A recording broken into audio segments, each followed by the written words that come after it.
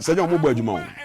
Me tie the programs any niyama ekone ade a utu kwan a obi ka say this is here panka Trump ekoche munduru Venezuela hey enenye ya nka wo mo Trump na akoka ko ya mafueli kaba na nke nam 16 as 17 because Russia Ukraine munya iko so when we talk about leadership me NPP problems e koso ne de omo ye nyina e omo a ai Stonebwoy nyumbia wala ujejireje omo a ujejireje because ye nipa from so honom but when na all from no anani ye ka che say da bi akwaku na mi enye usi da bi nyamia mi wa ade no so ye wa so admitting that also yeah human rights is something say ade we me fort me mo munya abotre mami ne bia metimi aye say da bi ye we mu ana ye say sa na ulusu ye me say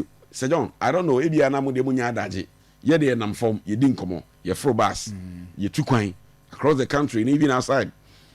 Say John so only Ghana ni bi edin komo a obi a watena o man from JDM by 1 year ni omo atibia no de papa ni ye bia ni prove show say Akufo-Addo was not good for us. 87.9 de o ye bia no udin komo na people tell you say any nanado amwai hwe wo de ma me cite example bi nchew Christmas year hwe Jubilee House when he was going around the offices, the interactions, the kind of communication, the cordial relationship. I'm not saying that but we had the videos and the things that were going on. No, I video they compare this and say, hey, who are you? Sorry. You see, so you compare that to what you see from JDM now. They are some Nabeka. Oh, can I say what kind this way and this? Sabi. Obi mpese obi nkojo ni party bi o. But at the end of the day, when truth is truth, say it.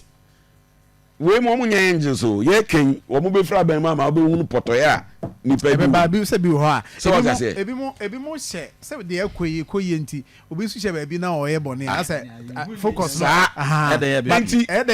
Yes, e ba so a ye beka. Because e dey be mo ye stubborn. E ba ye beka. Ye beka.